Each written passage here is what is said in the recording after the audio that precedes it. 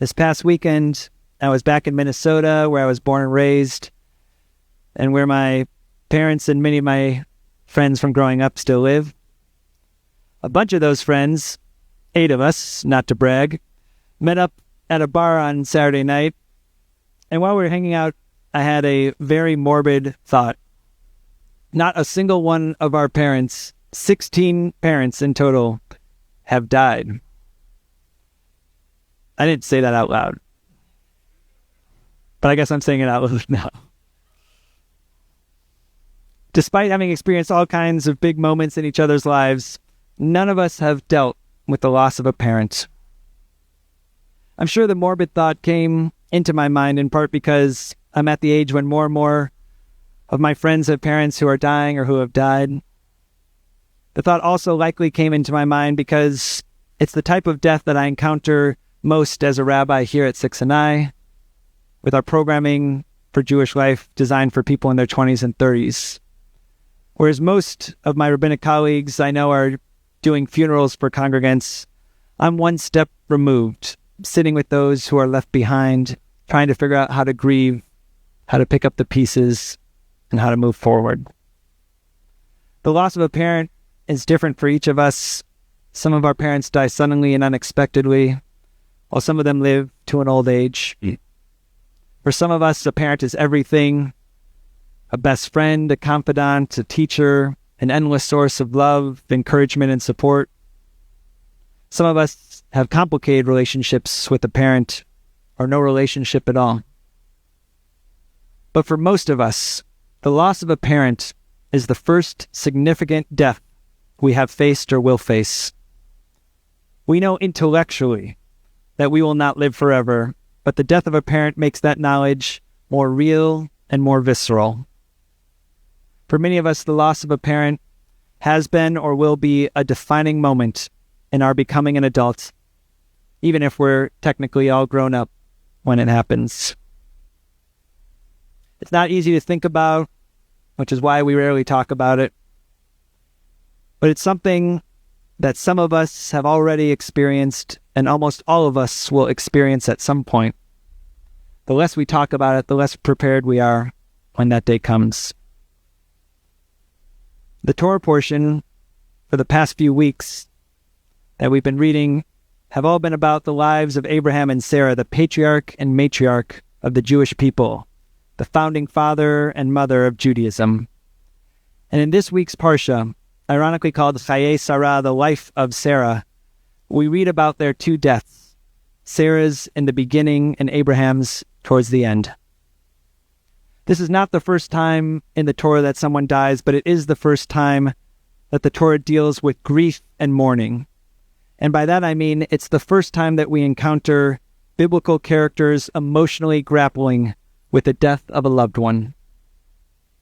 The Torah explicitly mentions Isaac's grief for his mother, Sarah.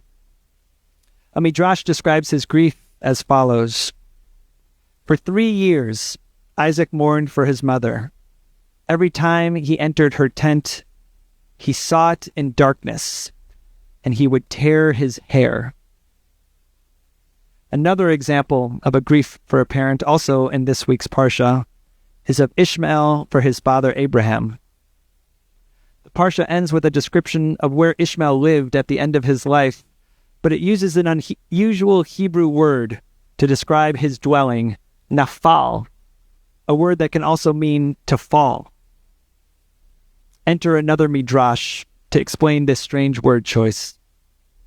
Before Abraham died, Ishmael dwelt as anyone else would, using the more common Hebrew word yishkon.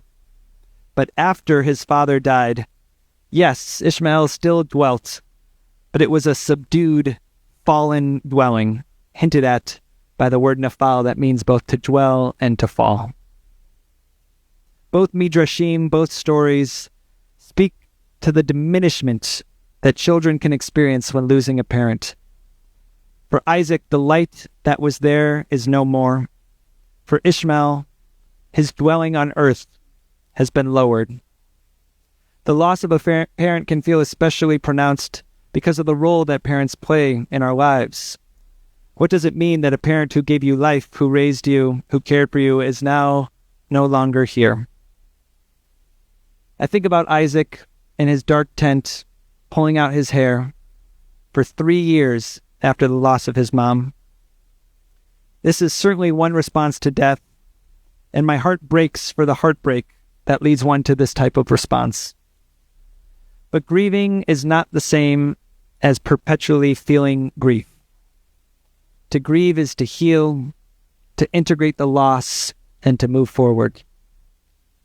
Unlike other types of death, we expect to lose a parent while we still have many more years left of our own lives to live.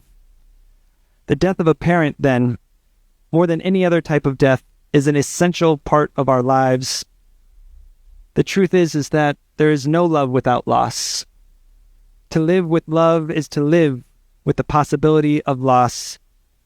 And the death of a parent brings this truth into focus. Isaac's story doesn't end with him alone in the dark tent, pulling out his hair. The Torah in this week's Parsha tells us, "Vayinachem Yitzchak acharei imo." Isaac was comforted after the death of his mother.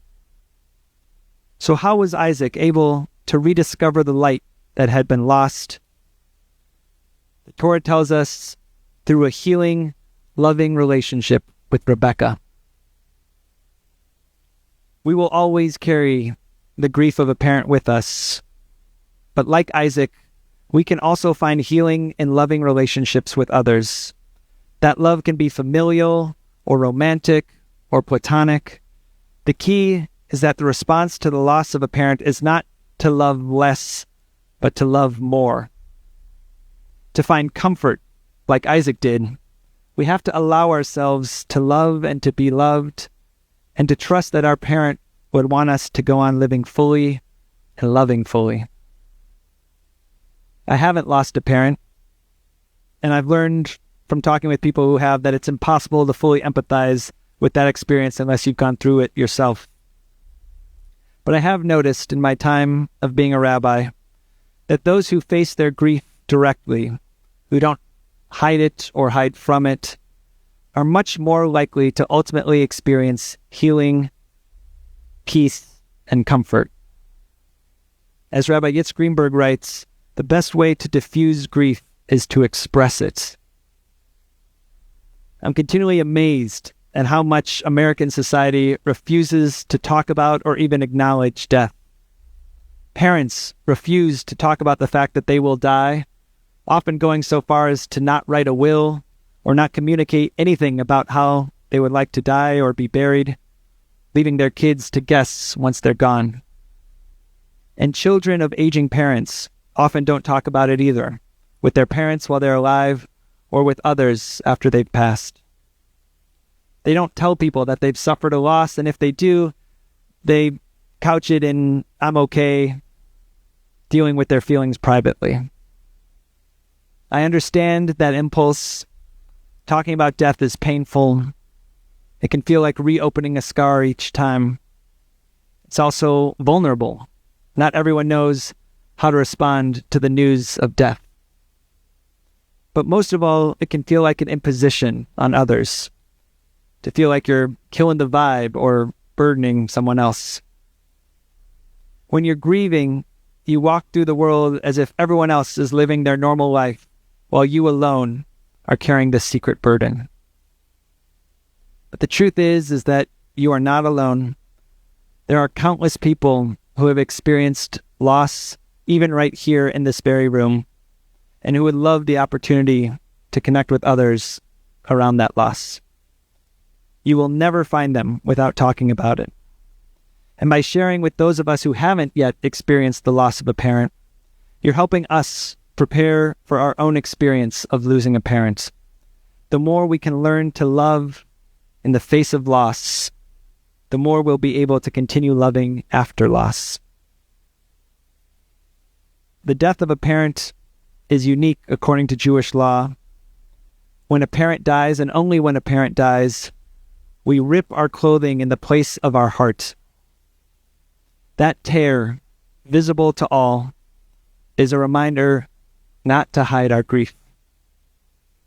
But it is also a challenge. How will we continue to allow love in and out through that tear? How can we integrate the memory of our parent into the loving relationships that we continue and even create once they're gone? How, from within death's darkness, can we rediscover the light? Shabbat Shalom to you all.